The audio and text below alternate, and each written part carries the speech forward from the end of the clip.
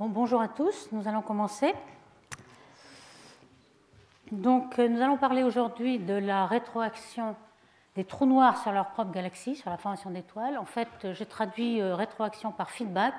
Tout au long de la séance, je parlerai de feedback, ça veut dire vraiment c'est le retour que fait le trou noir sur les galaxies. Alors déjà, on a bien vu plusieurs fois cette relation, qui est la relation qui lie la masse du bulbe des galaxies à la masse du trou noir. Donc pour donner l'ordre de grandeur, 1 million de masses solaires, ici 1 milliard de masses solaires pour les galaxies. Alors je souligne toujours que c'est la masse du bulbe qui est proportionnelle à la masse du trou noir. Pour un disque, il n'y aurait pas de trou noir. Et on peut se demander jusqu'à quelle masse cette relation se poursuit. On a déjà détecté des trous noirs de 10 milliards de masses solaires, de puissance 10. Et puis, comme il y a eu justement un article cette année de Andrew King sur la plus grosse masse des trous noirs, je vais surfer sur le buzz et essayer d'expliquer pourquoi. Il a écrit cet article comme quoi il y avait une masse maximum. En fait, déjà, masse maximum, on peut regarder la fonction de la luminosité des galaxies. C'est, comme on l'a déjà décrit à plusieurs reprises, une fonction de Schachter, c'est-à-dire que le nombre de galaxies en fonction de la masse d'étoiles, je ne parle pas de matière noire ici, masse d'étoiles, on sait que c'est une loi de puissance avec un exposant alpha, et puis tout d'un coup il y a une troncature violente, exponentielle, et donc cela tombe à 10 puissance 12 masses solaires d'étoiles. Donc on voit qu'il n'y a pas vraiment dans nos voisinages de galaxies plus massives que 10 puissance 12. Alors on voit les couleurs, ce sont les spirales en bleu, etc. On voit que les plus massifs, c'est des elliptiques. Et vous voyez qu'il y a 10 ordres de grandeur, donc vraiment, il n'y a pas de galaxie plus grosse que 10 puissance 12. Donc si on regarde cette loi de proportionnalité, on voit que, on a vu aussi que pour les petites masses, c'était 0,1%, c'était 0,5 au milieu et 1% pour les grosses. Donc ici, on va prendre 1%, donc ça veut dire qu'on ne devrait pas voir de trou noir plus gros que 10 puissance 10. En fait, donc, le travail de King qui vient de sortir ici est une limite maximum, non pas un trou noir, mais un noyau actif de galaxie, qui n'est pas un trou noir. Alors, pourquoi? En fait, pour qu'un noyau soit actif, il faut que de la masse soit accrétée par le trou noir. La masse en tombant va perdre son énergie gravitationnelle, puis rayonner énormément. Vous savez, le phénomène de quasar, qui rayonne 1000 fois la luminosité d'une galaxie. Donc c'est le disque d'accrétion mince qu'il faut pouvoir exister pour avoir un noyau actif tel un quasar.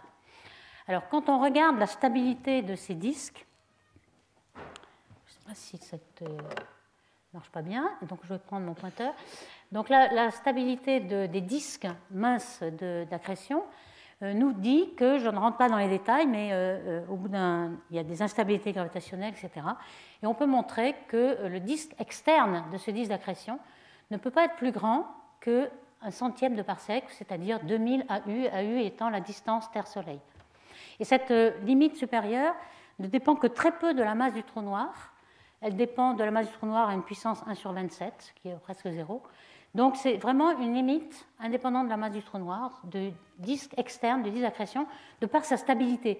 C'est-à-dire que si ensuite il y a des instabilités, ça va faire une couronne, et ce qu'on appelle ADAF, c'est-à-dire Advection Dominated, on en a parlé plusieurs fois, c'est-à-dire quelque chose qui ne rayonne plus, qui n'est pas efficace pour rayonner pour un quasar. Donc pour avoir un quasar, il faudrait un disque maximum de 2000 AU. Or on sait qu'il y a aussi une dimension minimum pour un disque d'accrétion, qui est la plus petite orbite, enfin la plus lointaine orbite stable.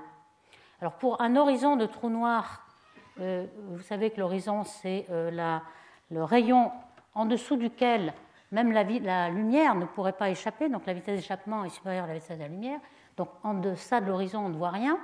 Donc cet horizon c'est proportionnel à la masse du trou noir et c'est à peu près égal à 20 AU pour un trou noir de 10 puissance 9.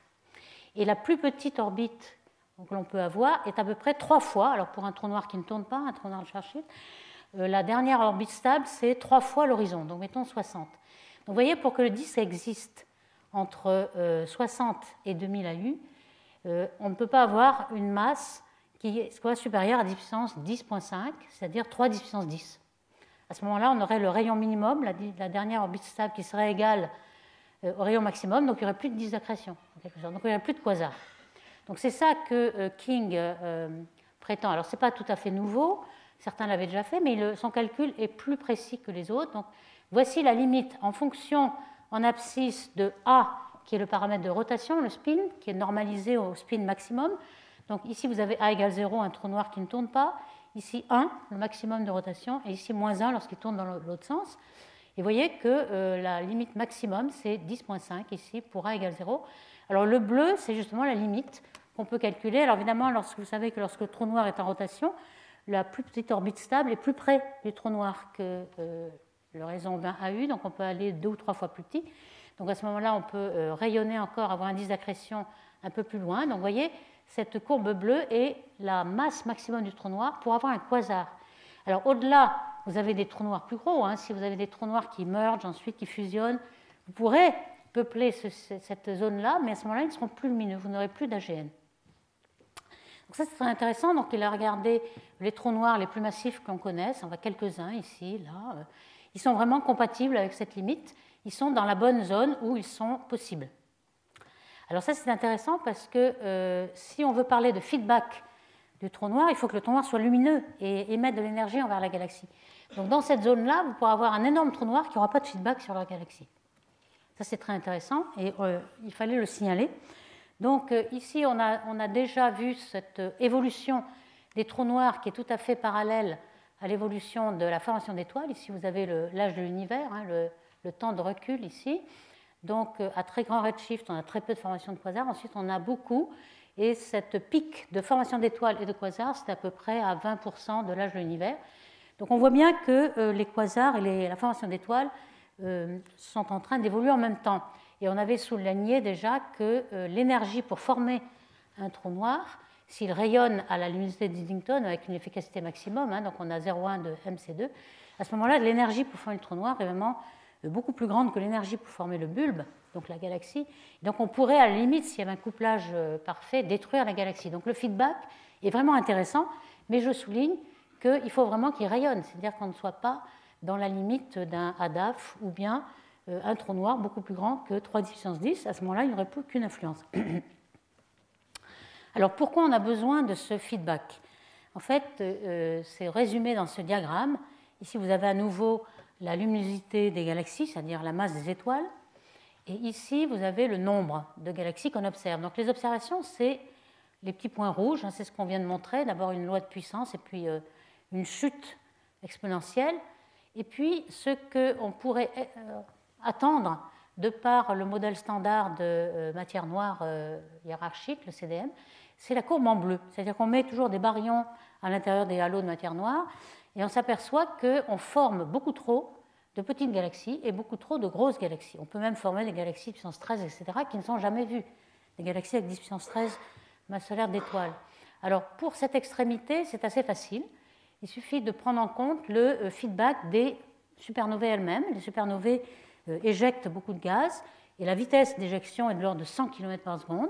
C'est plus grand que le puits de potentiel d'une petite naine, donc il n'y a pas de problème. On va échapper, tout le gaz va s'échapper et on peut expliquer pourquoi on ne formera pas ces galaxies. Par contre, pour les grosses, le feedback des supernovae n'est plus suffisant. On a des puits de potentiel qui sont équivalents à 300 ou 400 km par seconde. Donc le gaz, même un tout petit peu éjecté, va retomber. Et on compte sur les AGN pour faire évacuer le gaz, pratiquement tout le gaz, pour ne pas former de trop grosses galaxies qui ne sont pas observées. D'où ce que l'on va décrire aujourd'hui, l'influence des AGN sur la formation d'étoiles et pourquoi la formation d'étoiles est stoppée et on ne peut pas avoir de galaxies plus grosses que 10 puissance 12 masse solaire d'étoiles. Alors voici en gros ce qu'on va traiter aujourd'hui. Je vais vous présenter les deux modes de feedback possibles. En gros, le vent du quasar ou alors le G, les G radio dont on a déjà parlé. La découverte de grands flots de gaz moléculaires qui supportent un petit peu, qui étayent les feedbacks qui sont vraiment importants. Et puis je regarderai les mécanismes, est-ce qu'on conserve dans le flot l'énergie, le moment, et on finira pour savoir si vraiment la grande efficacité du feedback est là, au rendez-vous, comme attendu par la théorie ou pas. Donc déjà, deux modes de feedback. Il y a deux façons d'éjecter le gaz. D'abord, ce qui correspond en fait au stade d'émission du quasar. Lorsqu'on a un quasar, c'est-à-dire très puissant, une luminosité de l'AGN qui est à peu près la luminosité maximum, la luminosité d'Eddington, c'est-à-dire certainement tôt dans l'univers, hein, à grand redshift, lorsque le quasar est jeune. Aujourd'hui, on n'a plus tellement de quasars aussi énergiques. À ce moment-là, on a la luminosité d'Eddington, on va y revenir dessus, je vais revenir en détail, qui dépend essentiellement de certaines constantes, là c'est la masse du proton, etc., mais c'est surtout la masse du trou noir. Donc c'est proportionnel à la masse du trou noir. Et on va voir qu'on peut montrer qu'à ce moment-là, rien que supposer que l'énergie est rayonnée à cette luminosité maximum, on va pouvoir retrouver la loi de masse du bulbe et masse du trou noir, qui est une loi aussi en m sigma. Et puis, il y a aussi un mode radio qui est celui où le noyau actif rayonne assez peu. Il rayonne peu, c'est-à-dire inférieur à 1% de la luminosité maximum. Donc, ce sont les AGN très peu énergiques, ce qu'on observe aujourd'hui. Aujourd'hui, on n'est plus du tout dans la phase maximum des quasars. Donc, on a par exemple la galaxie elliptique Centaurusée, qu'on a là, qui est vue avec un G radio, que vous voyez en blanc ici, qui va sans doute aussi emporter le gaz et faire éjecter et empêcher la formation d'étoiles. Donc, c'est ces deux modes, un mode très violent, vent galactique, et un mode radio G plus doux. Alors, je reviens sur la limite d'Eddington, la luminosité maximum que peut avoir un quasar lorsqu'il est très puissant. En fait, c'est quoi la luminosité d'Eddington? C'est le maximum lorsque la pression de radiation qui repousse le gaz est égale à la force de gravité qui tendrait à le faire tomber. Donc à ce moment-là, vous allez avoir une luminosité qui peut traverser le gaz. D'habitude, évidemment, on suppose qu'il y a, et on va le voir que c'est vrai, un gaz qui est à moitié optiquement épais, à moitié optiquement mince. Alors on va supposer qu'on a ce petit nuage de gaz pour fixer les idées. Delta A, c'est la surface, l'air du nuage. NH, c'est la colonne densité, c'est-à-dire le nombre d'atomes H qu'il y a sur la ligne de visée par centimètre carré. Donc si vous faites le produit de la surface et de la colonne densité, vous avez donc le nombre d'atomes. Vous multipliez par la masse de l'atome, vous avez la masse de ce nuage de gaz, si vous voulez. Donc la force de gravité, c'est donc G, la masse du trou noir, la masse du gaz, et puis sur R2. Jusque-là, tout ce que vous connaissez. Et puis, la force de radiation de l'autre côté, ça va être la force de pression qui s'exerce. Donc, c'est proportionnel à la surface de ce gaz, donc d'état A. La force, c'est le flux qui envoie la luminosité sur 4πr2, puisque le flux est envoyé sur toute la sphère de 4πr2 ici. Et puis, l'épaisseur optique, que je vais appeler tau, c'est-à-dire que on a une certaine efficacité, alors une section efficace de collision, si vous voulez, entre l'atome et le rayonnement, et le nombre d'atomes sur la ligne de visée. Donc en général, 1 moins E moins tau, ici, si tau est très petit, ça peut être égal à tau, et donc NH sigma. Donc vous voyez qu'on retrouve ce que je vous ai déjà dit ici, que la luminosité d'Eddington, elle est uniquement proportionnelle à la masse du trou noir, avec des constantes connues. On n'est jamais dans le cas où le nuage est complètement épais, ou du moins il serait fragmenté et la luminosité passerait. Donc ce cas-là, on ne va pas le considérer. Donc ceci, j'ai fait le calcul comme si la force de gravité était due uniquement au trou noir. Donc vous voyez qu'on peut faire exactement le même calcul si on est un tout petit peu plus loin, cette fois-ci au-delà du rayon d'influence du trou noir. Donc cette fois, on a la masse du bulbe et le trou noir est négligeable. Et on peut faire un petit peu le même raisonnement. À ce moment-là, la force de gravité, ce sera la masse du bulbe. Et puis la force de radiation, maintenant on aura un gaz neutre, le petit nuage ici de gaz sera neutre, et la force de radiation, c'est par exemple les photons qui vont pousser les grains, la force sur les grains de poussière, et on peut avoir cette section efficace qui est à peu près 1000 fois la section Thomson, sigma T, qui était applicable au gaz ionisé. Donc vous voyez que vous avez ce rapport 1000, qui est peut-être une coïncidence, mais qui nous fait penser qu'on a bien un rapport à peu près 1000 ou 700 entre la masse du bulbe et la masse du trou noir, et peut-être il s'agit de cela, en fait. Donc le phénomène de feedback, par ordre de grandeur, il colle très bien. Alors si je ne rentre pas dans toutes ces équations, mais si vous prenez la masse du bulbe qui dépend de la dispersion de vitesse au centre par le théorème de Viriel, vous retrouvez exactement la loi masse du bulbe, masse du trou noir, c'est-à-dire la relation m sigma qu'on a déjà vu plusieurs fois. Donc l'ordre de grandeur nous dit que cette relation masse du bulbe, masse du trou noir est tout à fait compatible avec la théorie que c'est dû au feedback, c'est-à-dire l'action de la luminosité du quasar qui repousse le gaz et donc qui limite la masse du trou noir. Alors c'est une compatibilité, il ne faut pas se jeter toujours sur la solution, c'est compatible, donc c'est ça. En fait, ce n'est pas vrai parce qu'il y a sans doute plusieurs hypothèses qui vont marcher aussi. Donc laquelle est la bonne? Pour l'instant, on voit que cette hypothèse de feedback peut marcher, mais on ne sait pas si c'est la seule. Alors le modèle que l'on a dans l'hypothèse du quasar, donc du vent galactique, c'est celui-ci. Alors c'est très simple, un modèle homogène, etc. On va voir que la réalité est plus compliquée, mais on suppose qu'il y a un AGN donc, dans le coin gauche ici, et on a un vent très très rapide. Alors, je vais montrer tout de suite après que c'est vrai, on observe des vents aussi rapides que des vitesses de 36 000 km par seconde, donc 0,1 fois la vitesse de la lumière. Donc le quasar émet justement dû à quoi? Au fait que la luminosité d'Eddington est activée. On a trop d'énergie, on repousse le gaz, donc on a ces vents ici. Et puis on a ce qu'on appelle surface de discontinuité, là, un contact, entre le milieu ambiant, qu'on a coloré en rouge ici, et le vent ionisé du quasar. Donc il y a une surface de discontinuité, puis il y a aussi une onde de choc qui se propage dans le milieu. Ici, ce milieu n'a pas encore été affecté. Ici, tout ce milieu-là, et le milieu qui a été choqué, donc qui est passé à travers l'onde de choc. Et puis ensuite, une onde de choc vers l'arrière, ici, choc inverse, qui revient sur l'AGN. Donc c'est un petit schéma qui ressemble un petit peu à ce qui se passe dans une supernovae, en fait. On a aussi quelque chose qui est éjecté, on a ce genre de choc. Alors, est-ce qu'on voit ces vitesses du vent du quasar? Oui.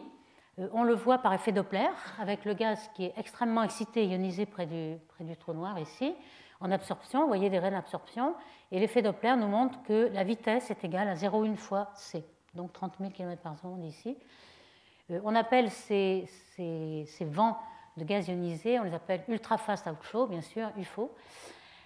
Et le fer, vous voyez qu'il est quasiment ionisé au maximum. Et il ne faut pas confondre en fait le vent qui est représenté dans ce dessin d'artiste par quelque chose qui vient du disque, qui vient un petit peu dans tous les angles, alors que le G serait très collimaté vers le centre. Alors je vous ai dit que cette vue, ce modèle en fait un petit peu simple et un petit peu trop simple, il faut sans doute faire des simulations, car le modèle ne va pas être homogène. Les nuages de gaz ne sont pas homogènes. Ici, vous avez une petite simulation de justement un vent de quasar qui arrive sur un nuage et qui exerce une pression de radiation. Vous voyez qu'il y aura des instabilités de Kelvin-Helmholtz ici, et il y aura une fragmentation du nuage, un nuage qui aura beaucoup plus de surface, qui aura moins de colonosité, qui aura plus de pression de radiation, etc. Donc tout cela, un modèle simple et homogène ne peut pas le traiter, on va se tromper de plusieurs ordres de grandeur. Donc en général, il va falloir faire des simulations numériques pour voir un petit peu comment se produit ce feedback.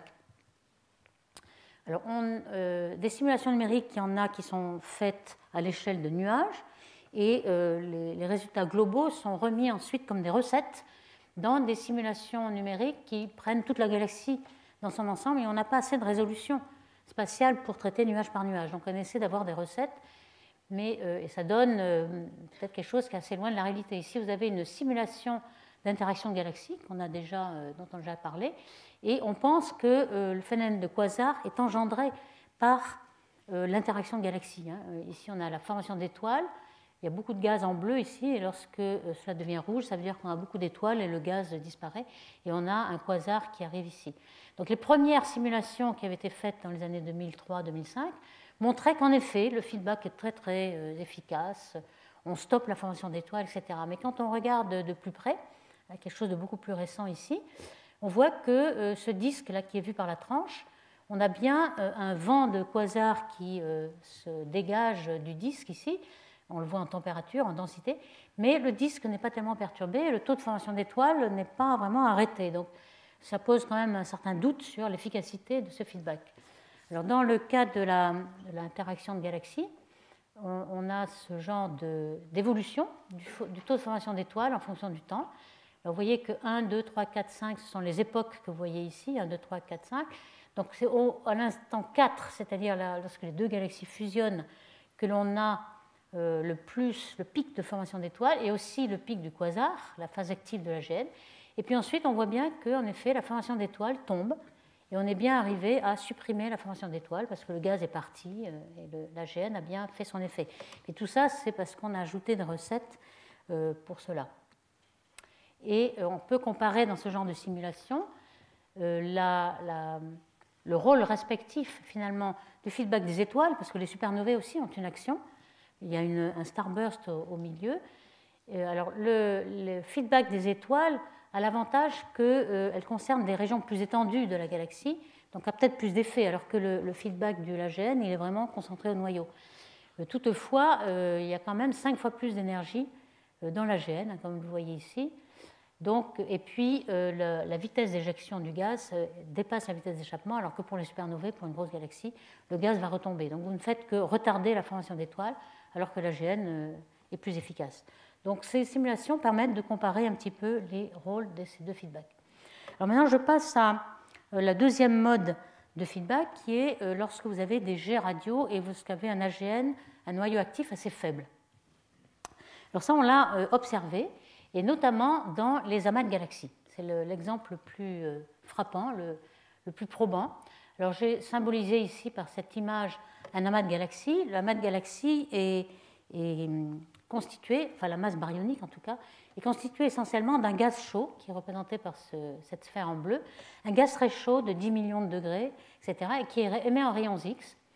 Et ce gaz chaud, au centre, il est assez dense pour que son temps de refroidissement soit plus petit que l'âge de l'univers. Normalement, le gaz chaud, lorsqu'il est un peu externe, il est trop peu dense et le taux de refroidissement est un n au carré, la densité au carré.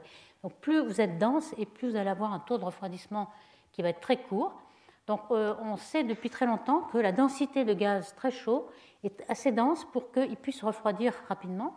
Et donc on s'attend à avoir ce qu'on appelle des flots de refroidissement, qu'on a symbolisé en noir ici, et qui, on s'attendait à trouver quelque chose comme 100 à 1000 masses solaires par an qui tombent sur la galaxie centrale, la galaxie cannibale qui est représentée ici. En fait, ce qu'on a vu, c'est que pas du tout. Il y avait 10 fois moins de gaz qui se refroidissaient. Alors pourquoi? Eh bien justement, c'est dû au feedback de l'AGN. Alors que se passe-t-il? Donc le gaz se refroidit, hein, c'est le flot de refroidissement en noir, et ils vont tomber sur le noyau, le trou noir qu'il y a dans la galaxie centrale de l'amas, qui est la plus grosse. Et ce trou noir va avaler le gaz et donc va être engendré, va avoir une phase d'activité qui va produire un jet radio. Et on va voir dans les observations que je vais montrer que c'est le cas. On a un jet radio qui se passe au centre de ces amas-là. Et donc le jet radio va réchauffer l'amas. Alors comment? On va le voir, on a certaines idées maintenant. Il va réchauffer l'amas et va modérer le flot de refroidissement. Et c'est pour ça qu'on voit très peu de formation d'étoiles, très peu de gaz qui se refroidit. Il y en a un dixième de ce qu'on pensait au départ. Alors voici, par exemple, l'amas de Persée. Vous avez une petite idée du refroidissement de gaz qui est prévu au centre et qui est vu dans certains amas. Ici, c'est la luminosité X qui est émise parce que le gaz se refroidit, donc il émet beaucoup de rayons X. Et donc vous voyez que c'est énorme. Hein. Au centre de l'amas, lorsque la densité devient très grande, on a un pic de luminosité X, c'est-à-dire un pic de refroidissement du gaz. Alors, dans l'amas de Persée, vous avez ici une photo optique jaune et noire, vous voyez les galaxies. Et la plus grosse galaxie au centre, c'est Perseus A.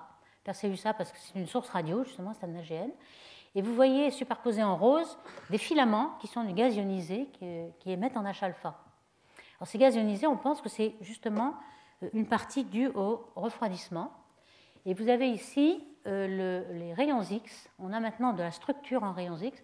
En jaune, ici, vous avez les rayons X dus au satellite Chandra. Et vous voyez des cavités qui sont creusées à l'intérieur. Vous avez des fonds froids aussi. Et ces cavités sont dues au jet radio qui creuse des cavités. Vous avez un petit film en bas qui vous montre un petit peu ce qui se passe. Vous avez un AGN qui se met à rayonner, à faire des jets. Et les jets creusent une cavité dans le gaz chaud qui est à 10 millions de degrés. Et ce que montre aussi le petit film, c'est qu'il crée des ondes, ce qu'on appelle des rides, et que l'on voit ici, lorsqu'on a fait un filtre des hautes fréquences de cette image-là, on voit qu'il y a plein de rides. Et ces rides sont des ondes sonores qui se déplacent dans le gaz chaud et qui participent au réchauffement du gaz, donc qui empêchent le refroidissement. Donc on comprend maintenant que les énormes flux de refroidissement auxquels on s'attendait, c'est-à-dire 1000 masses solaires par an, ils sont régulés par ces ondes sonores et puis ces cavités que l'on voit qui se forment ici. dans le gaz. Alors on voit aussi dans cette vue les cavités. On voit en rose le gaz ionisé qui retombe, et en vert on voit quelques zones de formation d'étoiles. Donc de temps en temps il se forme des étoiles dans ce gaz. Et aussi on a vu dans ces filaments de gaz ionisé, on a vu du gaz moléculaire qui est ici. Vous avez les spectres ici de la molécule CO qui est le traceur du gaz froid. Vous savez que le gaz H2 ne rayonne pas, donc on est obligé de le tracer avec CO. Et lorsqu'on superpose tout, alors ici il y a en bleu le gaz X avec les cavités, qui sont ces deux cavités, et puis en blanc ce sont les contours du jet radio, donc obtenu avec le rayonnement synchrotron. Et en noir vous avez le gaz moléculaire. Et on voit que le gaz moléculaire se refroidit autour. Donc on a l'impression qu'on refroidit le gaz autour des cavités, et on a un petit peu ce phénomène-là.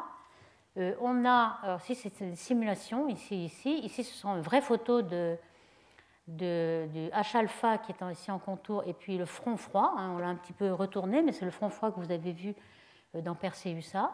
Et on a l'impression que ce front en X, là, il est bien relié à un H-alpha. Vous avez l'impression que vous avez des mouvements d'ébullition. Alors que se passe-t-il? On a dans la petite simulation ici, une des bulles, c'est une des cavités créées par le jet radio. Donc on a un plasma, comme il est plus léger, vous avez la force d'Archimède carrément qui le fait monter. Comme lorsque vous faites bouillir de l'eau, vous avez des bulles qui montent à la surface et remontent.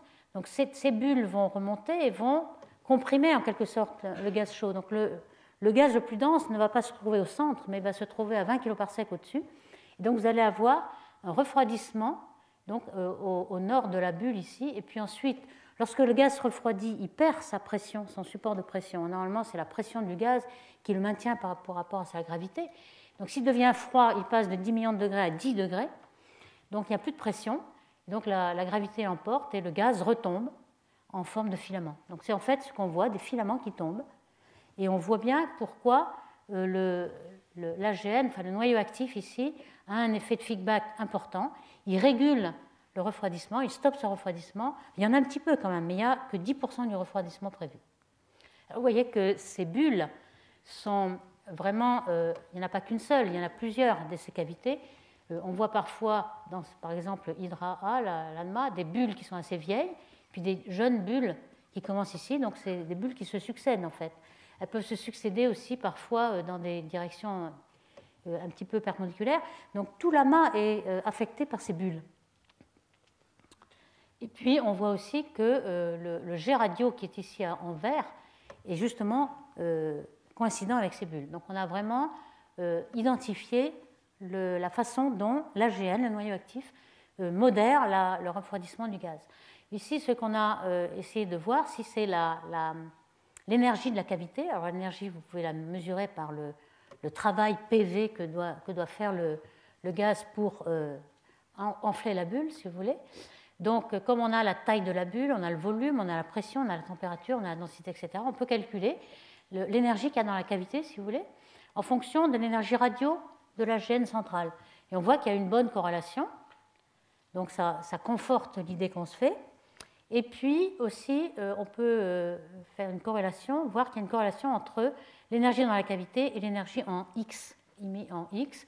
Ça veut bien dire qu'on peut équilibrer un petit peu le chauffage du gaz X en l'empêcher de se refroidir autant qu'on aurait pu penser sans le feedback de la gène.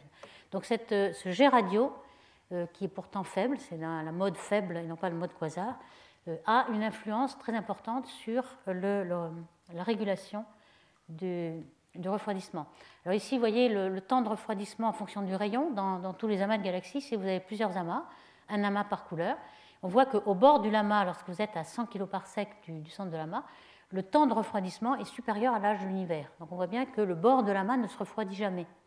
Il n'y a que lorsque vous avez une surdensité au centre et puis aussi au bord des cavités que vous allez pouvoir avoir refroidissement de ce gaz et puis alimentation du trou noir. Ce qu'on voit aussi lorsqu'on calcule ce temps de refroidissement, c'est qu'il est toujours supérieur au temps de vie, durée de vie de la cavité. Donc ces cavités vont disparaître et le gaz va continuer à refroidir. Et c'est ça qui fait qu'il y a un cycle en fait. Vous avez gonflé une cavité, la cavité va bientôt disparaître puisque le temps de cavité est assez court. Le gaz va continuer à refroidir, alimenter l'AGN qui va refaire une cavité et ainsi de suite. Donc ça nous montre pourquoi il y a le cycle permanent, en fait. Donc vous allez toujours avoir en permanence la modération du refroidissement. Et puis on voit aussi que ce processus-là affecte toutes les luminosités faibles, c'est-à-dire lorsque le taux d'accrétion du noyau actif par rapport au taux maximum d'Eddington est égal à peu près à 0,01 ou 0,1. Vous voyez ici que la puissance de la cavité est plus grande que la puissance de la radiation. L'AGN rayonne assez peu puisqu'il accrète assez peu. Et ce n'est que lorsqu'il va accréter, mettons, 0,03 fois la luminosité d'Eddington que l'on va passer dans le mode haute luminosité, le mode quasar. Et à ce moment-là, c'est la pression de radiation qui va dominer et non pas celle de cavité. Donc on a l'énergie mécanique qui domine au départ pour les faibles AGN, et puis pour les forts, on a le quasar, le mode quasar. Donc vous voyez ces deux modes, mode haute luminosité, mode basse luminosité. Et parfois, même aux faibles luminosités, on n'aurait pas besoin de beaucoup de gaz froid pour alimenter l'AGN. On a ici le gaz chaud. Donc on a observé ce phénomène donc, dans Perseus, que je vous ai montré. Et puis maintenant, avec le télescope ALMA, qui est le super interféromètre radio millimétrique, qui permet de regarder le gaz froid à 10 degrés. Un certain nombre d'amas, j'en montre ici un, ont été observés avec ce gaz qui tombe et qui monte. En fait, il y a un cycle, donc il y a du gaz qui monte et qui retombe. Ici, on a vu par effet Doppler qu'il y avait un grand nombre de gaz qui étaient à la vitesse normale de l'amas, et puis beaucoup de gaz qui est en bleu et qui vient vers vous. Donc pas mal de flow et de mouvement, en fait. Donc ce cycle de gaz est conforté dans plusieurs amas. Il n'y a pas que l'amas de Persée qui le voit. Et aussi dans les groupes. Alma a regardé un groupe qui est un tout petit groupe de galaxies, donc pas un gros amas, qui a un petit peu de rayons X. Et puis il y a aussi des filaments en H-alpha, on voit tous ces filaments. Et on a observé du gaz en absorption. Donc on sait que c'est vraiment un outflow ici. Il est bleu. Et donc on a parfois, on a assez de renseignements avec l'absorption pour savoir ce qui vient vers vous, ce qui part, etc. Donc on a identifié ce cycle aussi dans les groupes de galaxies, donc c'est quelque chose qui est assez répandu. Alors dans les simulations numériques, maintenant on commence en effet à avoir des détails de ce schéma, il y en a un certain nombre. J'en montrerai une qui est due à Gaspari et al. Alors ici ce que vous voyez c'est la densité de surface de rayons X, donc vous voyez une cavité ici. Vous avez le symétrique de l'autre côté, on n'a pas représenté le symétrique, mais il y a une cavité qui est due au flux de l'AGN. Ici, vous avez la température, donc en effet refroidi au centre et puis un petit peu plus chaud dans les fronts ici. Et puis ici, vous avez la densité de gaz très froid qui retombe en filament. Donc on voit très bien le filament droit et un tout petit peu plus compliqué lorsque... Alors il retombe à partir de plusieurs endroits, donc on ne sait pas... ce gaz n'est pas seulement celui qui tombe ici, il y en a qui tombent à partir comme un sapin de Noël en quelque sorte. Et puis ici la métallicité. Alors la métallicité, on comprend bien aussi pourquoi ce mélange, un petit peu comme le gaz chaud qui bout, le mélange va mélanger le gaz qui est très métallique, qui a été enrichi par les étoiles dans la galaxie, et puis le gaz presque primordial qui est le gaz chaud de l'amas. On s'est aperçu que la métallicité n'était pas nulle, comme on aurait pu le penser, mais égale au tiers de la métallicité solaire. Et c'est à cause de ce mélange qui mélange la métallicité avec le gaz qui vient des galaxies. Donc on a un brassage, si vous voulez, de métallicité. Alors je passe maintenant à la découverte de ces dernières années qui essaie de conforter les théories de feedback, qui est la découverte de gaz moléculaires qui sortent, je dirais parfois outflow, mais c'est du gaz qui est éjecté, qui sort. Et depuis 2010, on observe de plus en plus ce genre de spectre. Ce que vous voyez ici, c'est d'abord un spectre très, très haut. On a complètement coupé la tête du spectre ici. Normalement, un spectre de ce type, c'est des vitesses maxwelliennes, donc vous avez une gaussienne. Et ce qu'on voit en plus, ce sont des ailes de raie qui sont très larges, qui vont jusqu'à 1000 km par seconde. Donc c'est du gaz qui s'en va des deux côtés et qui est éjecté de la galaxie, car 1000 km par seconde, c'est supérieur à la vitesse d'échappement du gaz de la galaxie. Donc cette galaxie, c'est un prototype, Markarian 231. C'est quelque chose qui est très proche, dans une lumière locale, qui a à la fois une formation d'étoiles en flambée et puis un noyau actif. Donc le flot sortant, c'est à peu près 700 ou 1000, selon les estimations, 700 ou 1000 masses solaires par an qui sortent de la galaxie par ce feedback. Donc vous voyez que c'est très important. On a pu faire une petite cartographie, on a vu que ça concernait 1 ou 2 kiloparsecs, donc quelque chose qui est assez étendu dans la galaxie, et qui est quand même très important par rapport au taux de formation d'étoiles. Ici, c'est 5 fois le taux de formation d'étoiles. Donc vous voyez qu'on peut vraiment influer sur le taux de formation d'étoiles de la galaxie. Donc l'empêcher de former des galaxies de 10 puissance 13. On voit qu'à grand redshift, c'est encore plus vrai, on a ici des ailes de raie qui vont jusqu'à 2000 km par seconde dans le RED C+. Donc ce phénomène est très important. Alors, on l'a observé dans une douzaine ou une quinzaine de galaxies. Ici, vous voyez toutes ces galaxies-là. Ce qui est intéressant de voir en statistique, c'est quel est le moteur de cette éjection de gaz. Alors, quand on regarde tous ces objets, alors, il y en a quelques-uns qui sont des starbursts, qu'on a représentés par des étoiles, et tous les autres, ce sont des noyaux actifs. Alors, les ronds, ce sont des Seyfert, un ou deux, et des liners. Et on voit que lorsqu'on a vraiment des noyaux actifs, le taux d'éjection de gaz, dm sur dt, est proportionnel à la luminosité de l'AGN. Donc en effet, on a bien l'impression que c'est le noyau actif qui est à l'origine de l'éjection de gaz, sauf évidemment dans les starbursts ici. Alors ici, ça nous donne aussi en couleur le rapport de la luminosité de l'AGN par rapport à la luminosité totale de la galaxie, la luminosité bolométrique. On voit bien que ce sont les noyaux actifs les plus puissants qui ont le plus fort taux d'éjection de gaz. Donc tout ça, ça marche bien. Alors ce qui est très intéressant aussi, c'est le moment, la quantité de mouvement ici. Le moment, c'est mv, comme vous savez, P égale mv. Et donc la dérivée dm sur dt, le flot multiplié par v, c'est la quantité de mouvement. Et on l'a comparée à celle qui est due au photon, la quantité de mouvement de photons à la gn sur c. Et on voit que c'est proportionnel, mais ce n'est pas du 1 pour 1, c'est 20 fois plus grand que le moment de la gn. Donc ceci était une surprise au départ. Mais on va voir que ça nous donne un petit peu le mécanisme qui va être à l'origine de l'éjection du gaz. On a donc un moment qui est agrandi d'un facteur 20. Pourquoi? Alors déjà, on peut dire que dans ces flots, il y en a quelques-uns qui sont très très massifs. Ici, on a 1377 par exemple, vous voyez l'aile de raie. Dans l'aile, il y a à peu près autant de masse que dans le petit disque central, donc c'est vraiment énorme. Les outflows comme ça, on en connaissait bien avant, mais c'était du gaz ionisé qui était une masse négligeable. Donc on n'avait pas vraiment pris en compte ce gaz ionisé qui ressortait. Ici, la différence, c'est du gaz moléculaire neutre, et donc qui est une quantité très significative de tout le gaz de la galaxie. Donc c'est vraiment un phénomène de feedback qui commence à être important. Alors on peut comparer les vitesses qui sont dues à uniquement des feedbacks de supernovae. À ce moment-là, c'est de l'ordre de 200 km par seconde. Et par contre, ce qui est dû à des noyaux actifs, c'est tout de suite beaucoup plus fort en vitesse et ça permet d'éjecter le gaz. C'est toujours supérieur à la vitesse d'échappement de la galaxie. Et quand on compare au gaz ionisé, vous voyez ce qu'on connaît depuis plus longtemps alors, il y a en effet en statistique, il y a pas mal de gaz qui est vu en absorption devant. Donc on sait qu'il est sortant. S'il est vu en bleu, blue shifté, il vient vers vous. Alors que rouge, en absorption, il sort. Vous voyez qu'il y en a beaucoup plus de sortants, beaucoup plus d'outflow, mais ceci, c'est quand même une très très faible partie de la masse du gaz de la galaxie.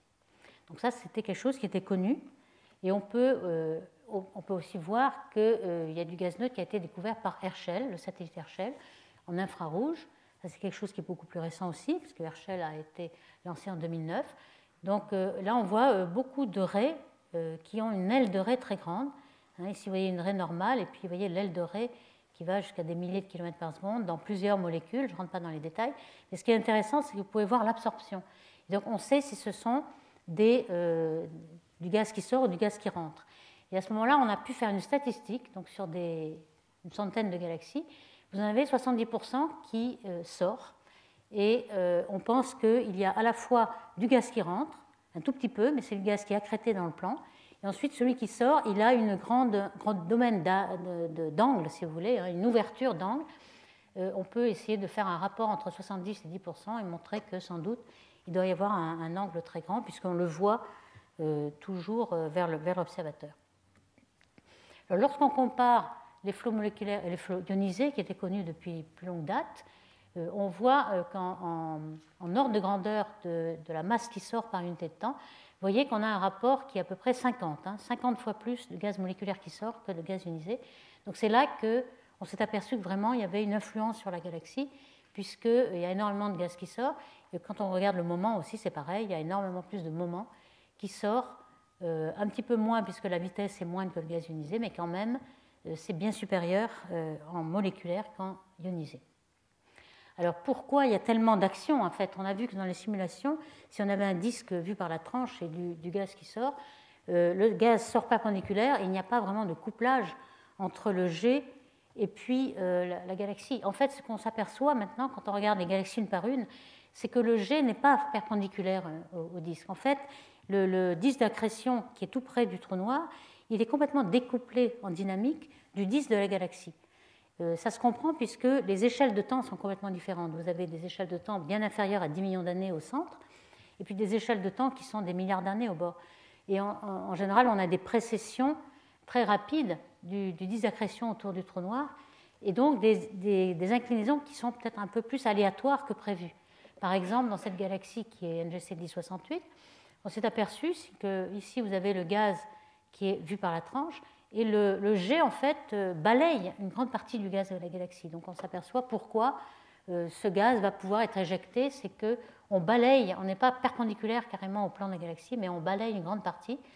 Ici, on voit le gaz en noir et en blanc, c'est le gaz qui s'éjecte d'un côté et de l'autre.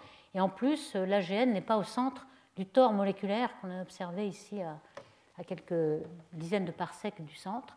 On a un AGN qui est complètement décentré, donc qui va vraiment balayer encore plus de gaz.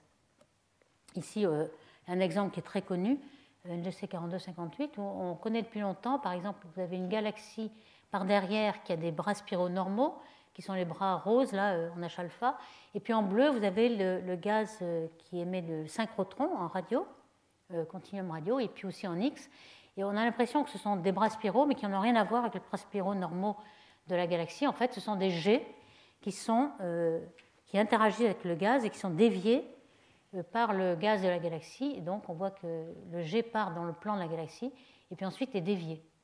Donc, c'est pour ça que le jet peut balayer du gaz de la galaxie et avoir un feedback beaucoup plus grand que s'il était carrément perpendiculaire.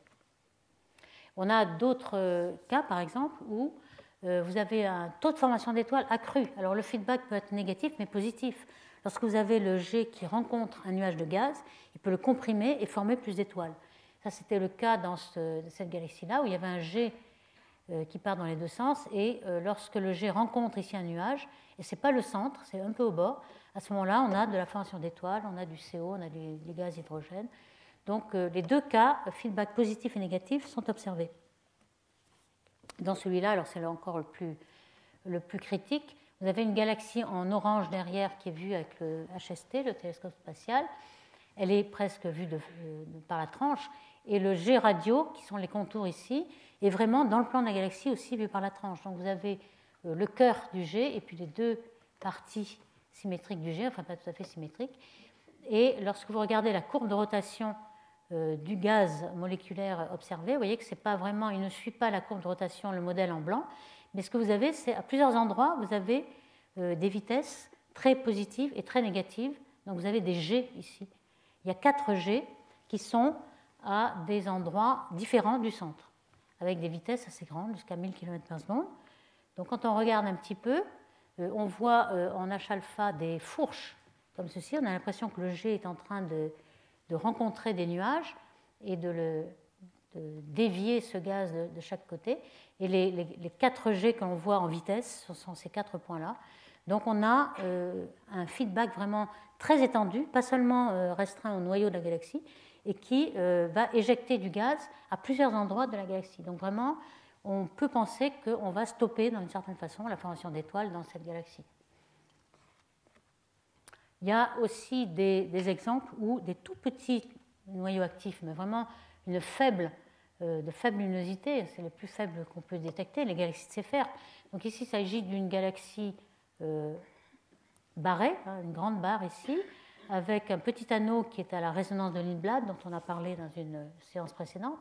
Et ce qu'on voit ici, c'est le zoom de ce petit anneau, qui est vu à la fois par ALMA, qui est en orange et rouge, et par le télescope spatial en bleu. On a superposé les deux ici. Et ce qu'on voit, c'est qu'il y a plusieurs anneaux de formation d'étoiles qui sont vus à la fois dans le nuage moléculaire et dans l'optique. Et ce qu'on a vu aussi dans les vitesses du gaz, c'est un tout petit jet, à la fois sur le petit axe, qui part en rouge et en bleu dans chaque côté, redshifté et blueshifté.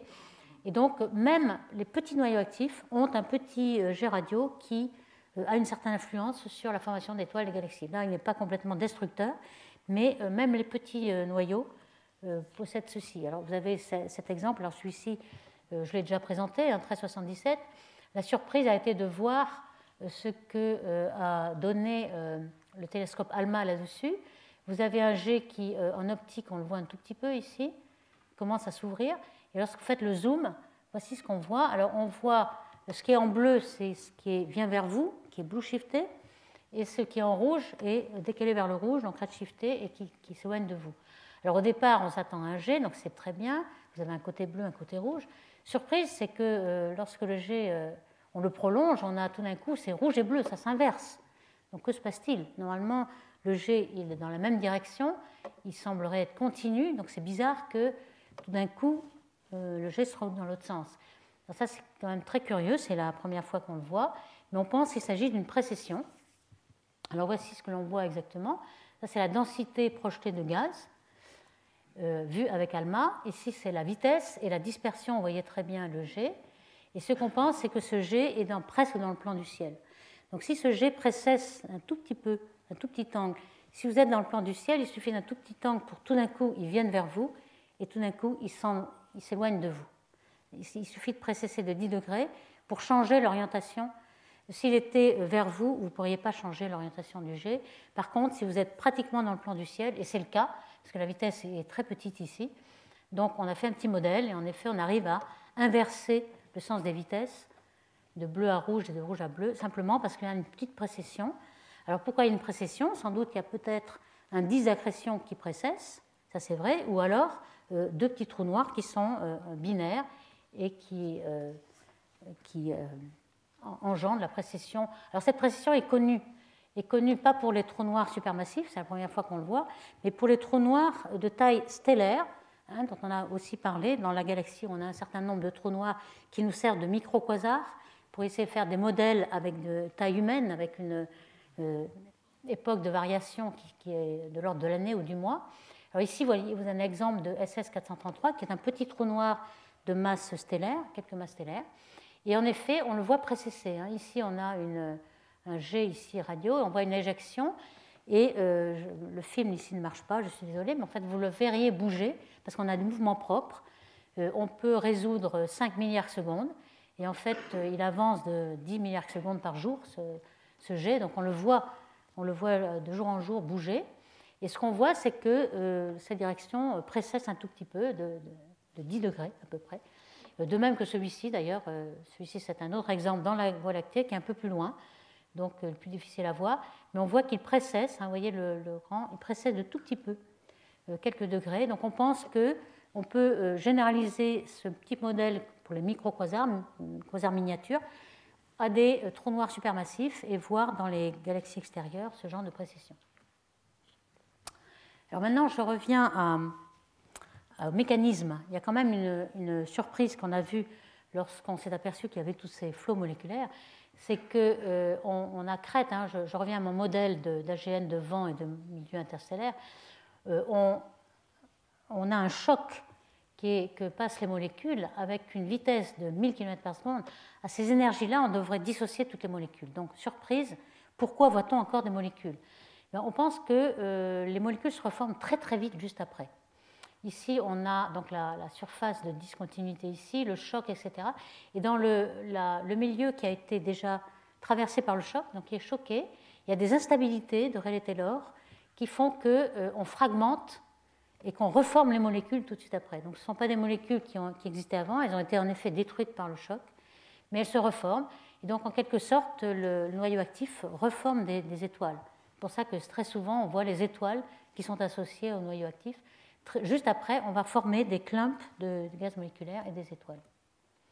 Alors, il y a aussi le problème du moment qui était bien plus fort que le moment de l'AGN. Voici ce qui se passe. En fait, on pense que lorsqu'on a des vents très très rapides, il se pourrait qu'on n'ait pas le temps de refroidir, de rayonner. et qu'on conserve pratiquement toute l'énergie qui a été émise par le vent. Alors admettons qu'on conserve que la moitié de l'énergie, pas toute l'énergie, mais la moitié, que la conservation ne soit pas totale. À ce moment-là, on va conserver mv2, qui est l'énergie cinétique. Donc si on conserve mv2, vous voyez bien que si je fais le rapport de mv, qui est le moment, le mv va être dans le rapport des vitesses. Alors c'est la vitesse du choc et le moléculaire qui a 1000 km, et ici c'est la vitesse de l'input du vent de l'AGN, qui est celui que l'on voit en UFO, c'est-à-dire à 10 000 ou 30 000 km par seconde. Donc vous voyez que le rapport des moments va être, mettons, 50, 100, etc. C'est pour ça qu'on a pu voir 20 en moyenne. C'est qu'en effet, si on conserve l'énergie, le moment que l'on retrouve dans le choc moléculaire, il est bien plus grand que prévu. Alors, quels sont les petits schémas ici? Où est-ce qu'on doit ne pas rayonner? C'est dans ce vent qui est choqué ici, juste avant la surface de discontinuité, cette région petit b. Donc, de deux choses, l'une, soit vous conservez l'énergie, c'est-à-dire que vous avez quelque chose de très violent, vous n'avez pas le temps de rayonner et vous conservez l'énergie, à ce moment-là, vous avez une région B qui est très grande.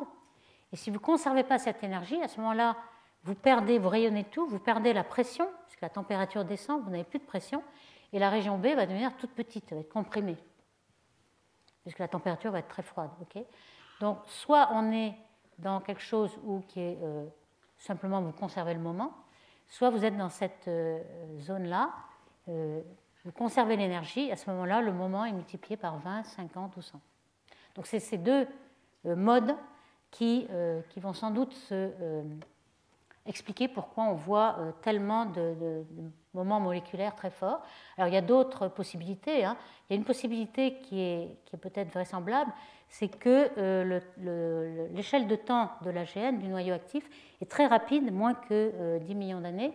Et puis, ce qu'on voit ensuite dans le flot moléculaire est à des échelles qui sont un peu plus grandes, peut-être 10 ou 20 millions d'années. Ici, c'est le flot. Donc, il se peut que l'AGN étant variable, l'AGN qui était très fort autrefois n'est plus aujourd'hui. Donc vous voyez un AGN qui est faible et un moment moléculaire qui est fort, et vous comparez deux choses qui ne sont pas comparables parce que l'un a varié pendant que l'autre se développait. Donc il est possible que ce soit aussi une variabilité de l'AGN qui puisse expliquer cela. Mais certains ont vu une possibilité d'expliquer les phases de la croissance du trou noir. Alors, par exemple, vous avez deux phases. Vous avez une phase où le trou noir n'est pas encore très gros. Donc vous avez un tout petit noyau actif, très lent si vous voulez, et donc vous ne conservez pas l'énergie, vous êtes dans la zone où vous avez un tout petit moment. Donc le trou noir va grossir peu à peu, etc., jusqu'au moment où il va se retrouver sur la relation maximum que vous attendez, c'est-à-dire la relation masse du bulbe égale masse du trou noir avec un rapport 1%. Et à ce moment-là, on va rayonner, il va être beaucoup plus massif. Donc on va accréter plus de gaz et on va rayonner à la luminosité d'Eddington. Donc vous êtes dans la phase rapide, vous avez des flots qui sont de 10 000 km par seconde, et donc l'énergie, vous la conservez, ou pratiquement. Donc vous êtes dans cette énergie conservée ici, donc la zone B très grande, et donc à ce moment-là, vous avez un très grand moment qui repousse beaucoup plus loin le gaz, donc vous avez un phénomène de feedback qui est beaucoup plus fort que dans la première partie. Et à ce moment-là, c'est là que ça s'arrête. Vous repoussez tout votre gaz et vous arrêtez la croissance du trou noir. Donc vous voyez qu'il y a une autorégulation. Vous pouvez croître pendant un certain temps et après, lorsque vous arrivez à la limite, vous avez une autorégulation de la masse du trou noir. Donc c'est en effet ce qu'on voit, par exemple, dans le prototype Mercarian 231. On voit en effet un gaz moléculaire avec un flux vraiment de 10 000 km par seconde. Et puis, le gaz moléculaire est en effet éjecté à une vitesse qui est très très grande. Donc, ce cas-là est un prototype du mécanisme de conservation de l'énergie. Alors, vous avez des simulations qui ont été faites, une représentation graphique de ces deux modes-là, conservation de l'énergie. Vous voyez que vous poussez beaucoup plus loin le gaz moléculaire, donc feedback beaucoup plus grand. Et dans le cas où l'énergie n'est pas conservée, le rayon d'action du trou noir et du flot moléculaire est beaucoup plus petit. Dans ces conditions-là, vous n'avez beaucoup moins de régulation et beaucoup moins de feedback. Donc ces deux-là sont... Alors ça, c'est encore des simulations très très simples, cas homogènes. Évidemment, ce qu'il faudrait faire, c'est des choses comme ceci, c'est-à-dire le nuage moléculaire il est certainement fragmenté. Et le feedback n'est pas aussi efficace que vous le croyez parce qu'en fait, toute la luminosité va passer dans les trous. Vous avez quelque chose qui n'est pas homogène. Et même si ce nuage de gaz arrête le rayonnement de l'AGN, le rayonnement peut sortir par les trous. Donc il y a toutes ces simulations numériques qui sont nécessaires et qui posent quand même question sur l'efficacité de l'AGN. Alors justement, dans la dernière partie, les quelques dernières minutes, je vais essayer de voir ce que les simulations nous disent sur cette efficacité. Alors il y a les pour, il y a les contre, et pour l'instant la question n'est pas réglée. Par exemple, ici, vous avez une simulation qui a montré qu'au lieu de stopper la formation d'étoiles, on l'a augmenté. Parce qu'on comprimait le gaz dans cette simulation, on formait plus d'étoiles qu'avant. Donc là, c'est une question. Certains ont montré que, par exemple ici, si vous regardez cette figure, en fonction du temps, lorsqu'il n'y a pas d'AGN, le taux de formation d'étoiles, mettons, est celui-ci, constant. Si on avait un feedback qui prenait en compte la thermique de l'AGN, ben, c'était presque pareil. Il fallait prendre l'énergie mécanique ici et le rayonnement de l'AGN pour avoir stoppé la formation d'étoiles. Donc c'est possible, mais dans certains cas. Donc peut-être. Et dans celui-ci, ce n'est pas possible du tout, c'est-à-dire celui-là est une simulation qui prend en compte le rayonnement, le transfert de rayonnement.